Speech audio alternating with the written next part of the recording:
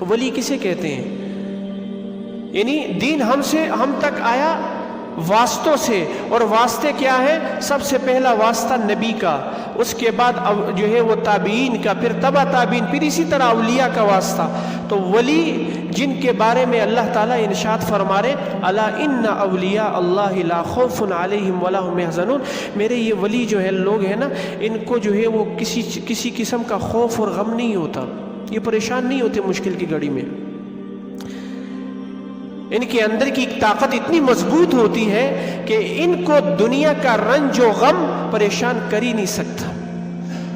اور دوسرے نمبر پر حدیث قدسی آپ کو سنا رہا ہوں حضرات محترم، یہ جو اولیاء ہیں، یہ جو لوگ ہیں جن کی صحبت کا ہمیں حکم دیا گیا ہے، حضرات محترم اللہ تعالیٰ نے ارشاد فرمایا یا ایھا الذین آمنوا اتقوا اللہ وکونوا مع الصادقین، اے ایمان والو اللہ سے ڈرو اور سچے لوگوں کی صحبت میں اپنے آپ کو ڈال دو۔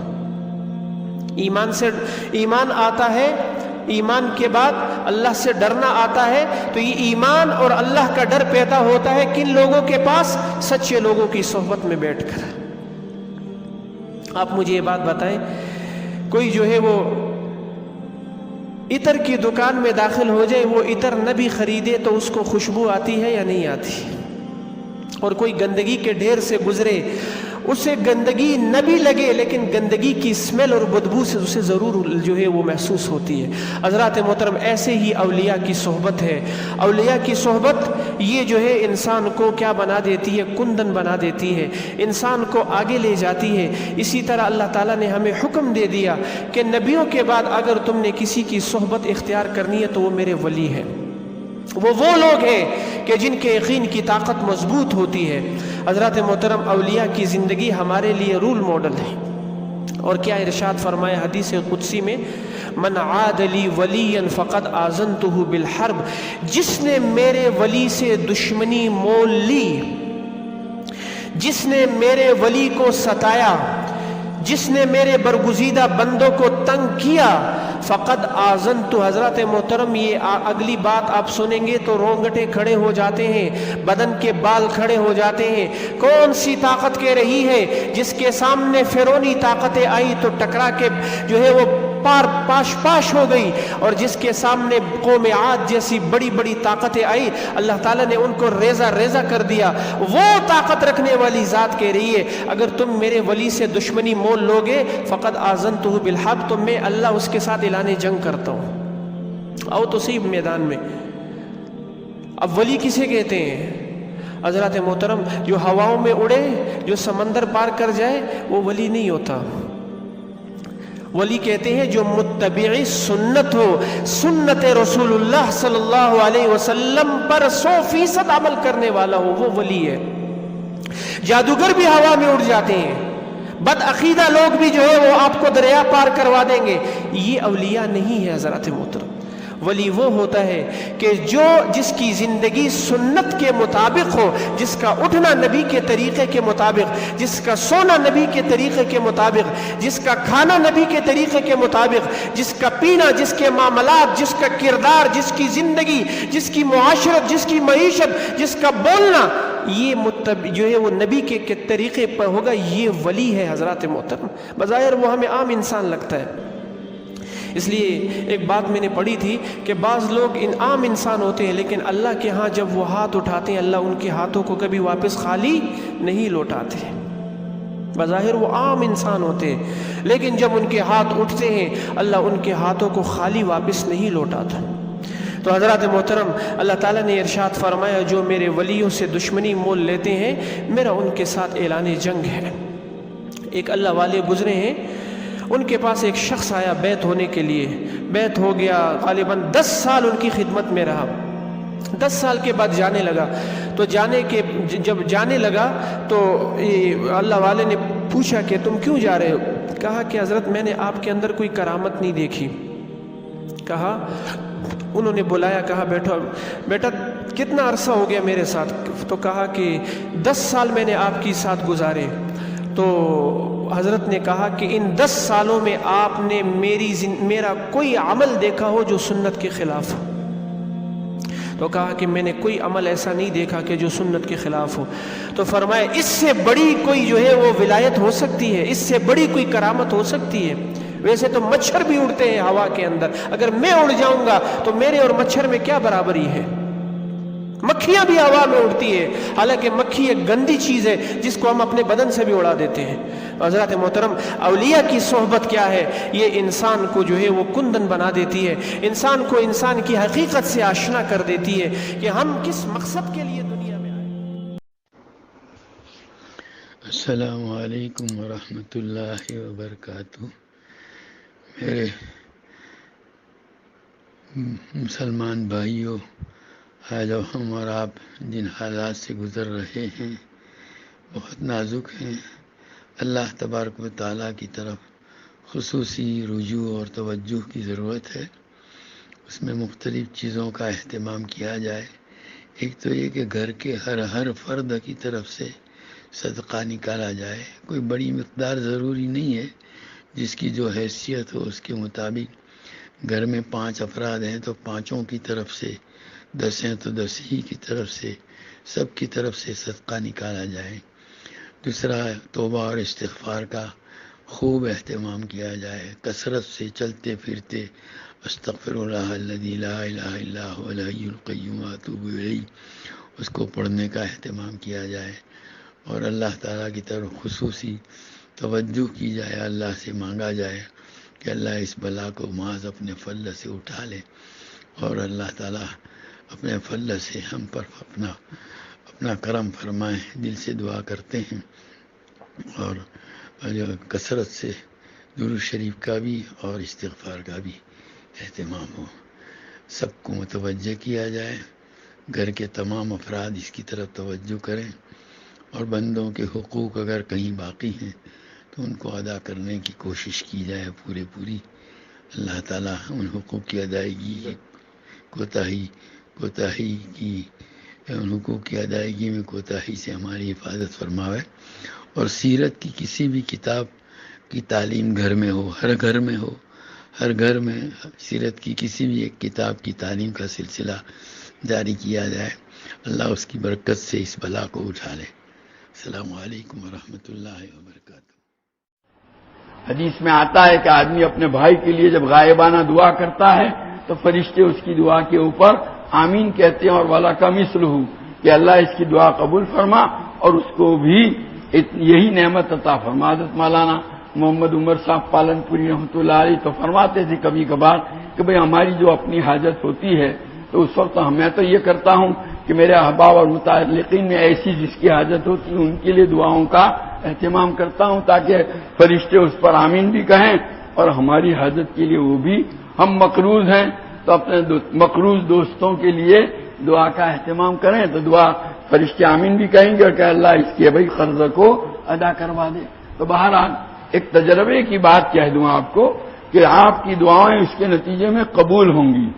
آپ مستجاب الدعا، یعنی ایسا شخص جس کی دعائیں اللہ کے ہاں قبول ہو، اس کے ایک طریقہ یہ بھی ہے کہ آدمی جو ہے یہ دوسروں کے لیے دعاؤں کا، خاص کر کے پوری امت کے لیے، اپنے احباب کے لیے، رشتہ داروں کے لیے، اپنی ذات کے لیے تو کرتے ہی ہیں، ان کے لیے کرنے کا اہتمام کریں گے تو اس کی برکت سے آپ کی دوسری دعائیں بھی قبول ہوں گی. کیونکہ فرشتے جب آمین کہیں گے تو فرشتوں کی آمین کے بعد اس کے قبول ہونے میں کیا تردد ہو سکتا ہے. تو بہرحال اس دعا کا اہتمام کریں. اور اس کا دوسرا فائدہ یہ ہوگا کہ وہ ان کے دلوں میں بھی اللہ تعالیٰ آپ کے لیے دعا کا جذبہ ڈالیں گے.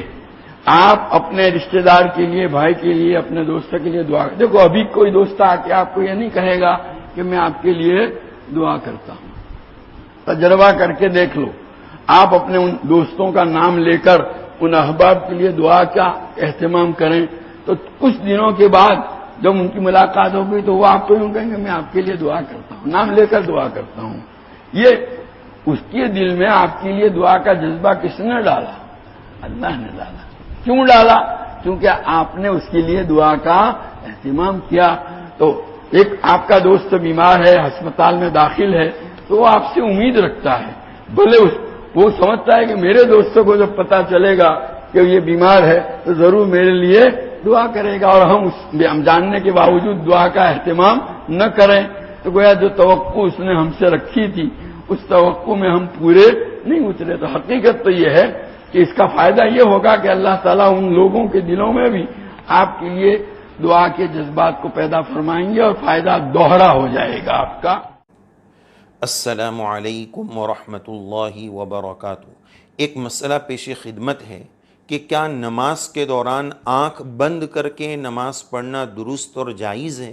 جیسا کہ بہت سارے لوگوں کا یہ کہنا ہوتا ہے کہ آنکھ بند کرتے ہیں تو اس سے ہمیں دھیان ملتا ہے، نماز کی طرف توجہ ملتی ہے، تو کیا اس طرح آنکھ بند کر کے نماز پڑھنا اور تلاوت کرنا کیا یہ درست ہے؟ جواب اس کا یہ ہے کہ نارمل حالات میں، عام حالات میں آنکھ بند کر کے نماز پڑھنا یہ مکروہ تنزیہی ہے، بہتر نہیں ہے، پسندیدہ نہیں ہے، مناسب نہیں ہے۔ لیکن اگر کسی شخص کو آنکھ بند کر لینے میں دھیان زیادہ ملتا ہے، توجہ زیادہ ملتی ہے، نماز کا خشوع زیادہ ملتا ہے، قد افلح المؤمنون الذین هم فی صلاتهم خاشعون، وہ مومنین کامیاب ہے جن کی نماز میں خشوع ہے، تو یہ اللہ کی حضوری دھیان آنکھ بند کرنے میں زیادہ ملتا ہے تو پھر وہ مکروہ نہیں ہے۔ لیکن علماء نے لکھا ہے کہ وہ خشوع آنکھ کھلا رکھ کر حاصل ہو، اس کی محنت کی جائے، اس کی کوشش کی جائے۔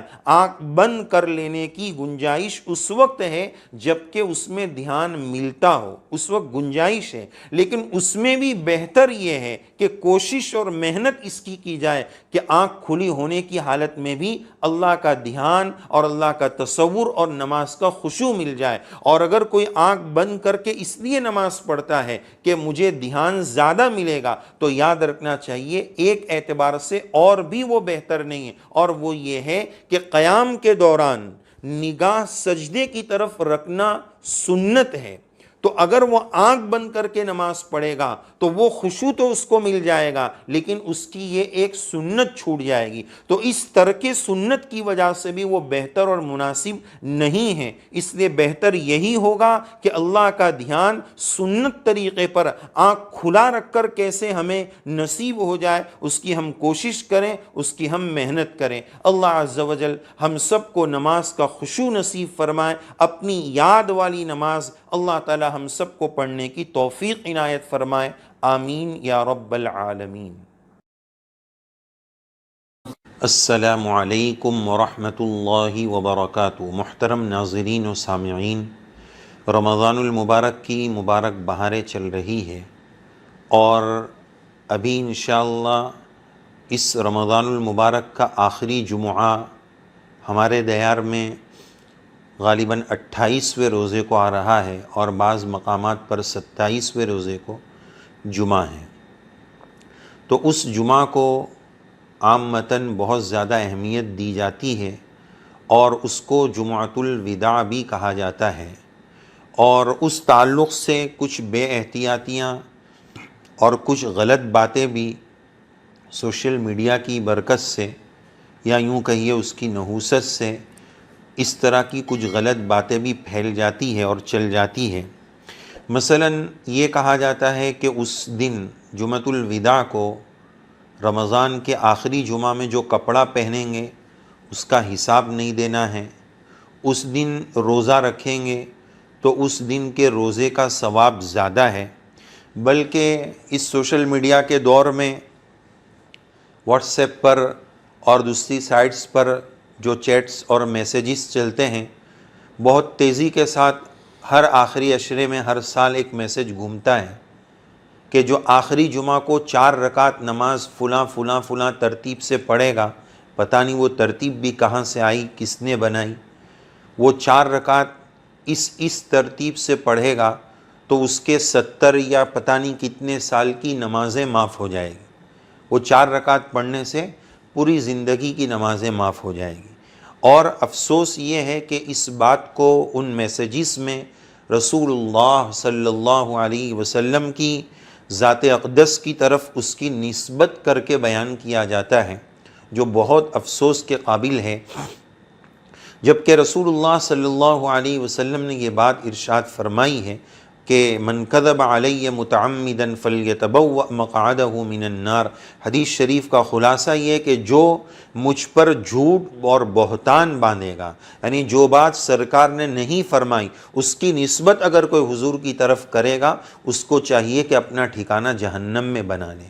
تو اس طرح کی کسی بھی بات کا ثبوت احادیث مبارکہ سے نہیں ملتا ہے۔ نہ کپڑے کا ثواب زیادہ ہوگا، نہ روزے کا ثواب زیادہ ہوگا، اور نہ اس طرح نمازیں معاف ہوگی۔ بعض تو یہ بھی پھر اس میں سمجھتے ہیں کہ اگلی زندگی میں نماز نہیں پڑھیں گے تو بھی چل جائے گا، استغفر اللہ۔ یہ سب چیزیں بالکل ثابت نہیں ہیں، اور جہاں تک اس کی اہمیت تھوڑی زیادہ ماننا، اس کا بھی کوئی اہتمام یا اس کا بھی کوئی ثبوت احادیث مبارکہ سے نہیں ملتا ہے۔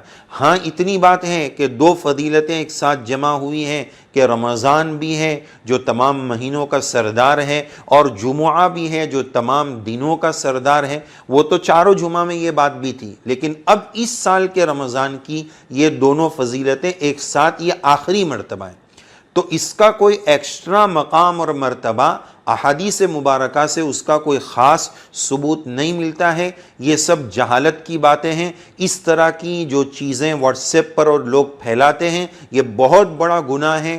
جب تک کسی بھی بات کی ہمیں صحیح تحقیق نہ ہو، خاص طور پر جس میسج میں یہ کہا گیا ہو کہ رسول اللہ صلی اللہ علیہ وسلم نے فرمایا ہے، جب تک ہم اس کی تحقیق کسی سے نہ کروا لیں، کسی عالم کے ذریعے اس کی تحقیق نہ ہو جائے، ایسی باتوں کو ہم آگے نہ پہنچائے، یہ نیکی ملنا تو بہت دور کی بات، اپنے لیے جہنم کا سودا کروانے کے مترادف ہے۔ ایسے میسیجز اللہ کے واسطے ہم فارورڈ نہ کریں، ہم خود پڑھتے نہیں اور بس آگے میسیج کرتے رہتے ہیں۔ اس طرح کی ایران توران کی باتیں، بے سند باتیں بالکل فارورڈ کرنے کا مزاج نہ بنائیں۔ تو خلاصہ کلام یہ ہے کہ اس طرح نہ تو روزے کا ثواب زیادہ، نہ تو کپڑے کا حساب نہیں ہوگا، نہ 4 رکعت اس طرح پڑھنے سے زندگی کے نمازیں معاف ہو جائے گی، اس طرح کی کوئی بات، اور جمعۃ الوداع کی ایکسٹرا فضیلت، اس طرح کی کسی بھی بات کا ثبوت کسی بھی حدیث پاک سے رسول اللہ صلی اللہ علیہ وسلم کے ارشاد گرامی سے ثابت نہیں ہے۔ اللہ عز و جل ہم سب کو دین کی صحیح سمجھ نصیب فرمائے، اور صحیح سمجھ کے لیے صحیح علم لینے کی اور پھر اس کے مطابق عمل کرنے کی توفیق عنایت فرمائے۔ آمین یا رب العالمین۔